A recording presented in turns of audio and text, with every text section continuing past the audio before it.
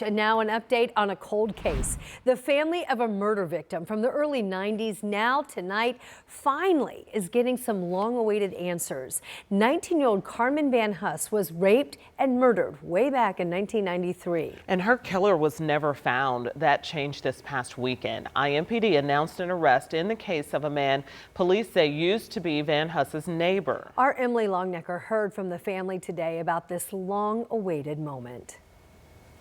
Yeah, the name of the suspect was never uttered today. Instead, the focus stayed solely on Carmen Van Huss, who was only 19 when she was murdered, and her brother today spoke about the life she never got to experience.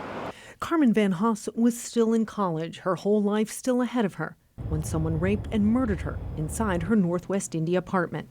Her father found her body. He died in 2002, never knowing who was responsible for his daughter's murder.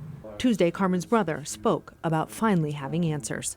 For my dad to have to find his daughter after what was brutally done to her makes this day bittersweet. I wish he was here to see it. The announcement of a break in the case and an arrest of a suspect in Missouri comes after years with no answers. In 2015, investigators tested DNA samples from the scene with no results. Almost a decade later, police say advancements in DNA technology, combined with the use of information found in genealogy databases, brought new leads that eventually led police to a suspect in Missouri.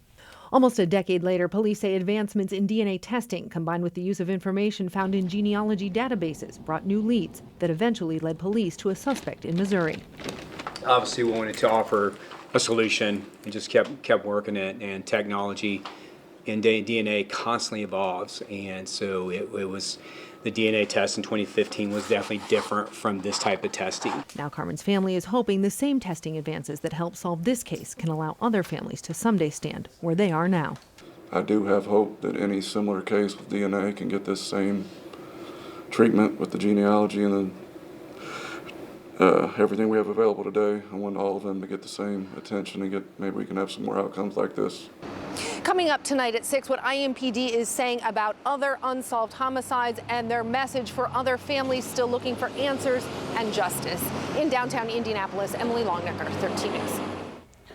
Now, the suspect in this case, Jermaine Shepherd, is facing 2 counts of murder and 1 count of rape. He's currently being held in a Missouri jail, awaiting for hearing to determine when he will be brought back to Marion County to face those charges.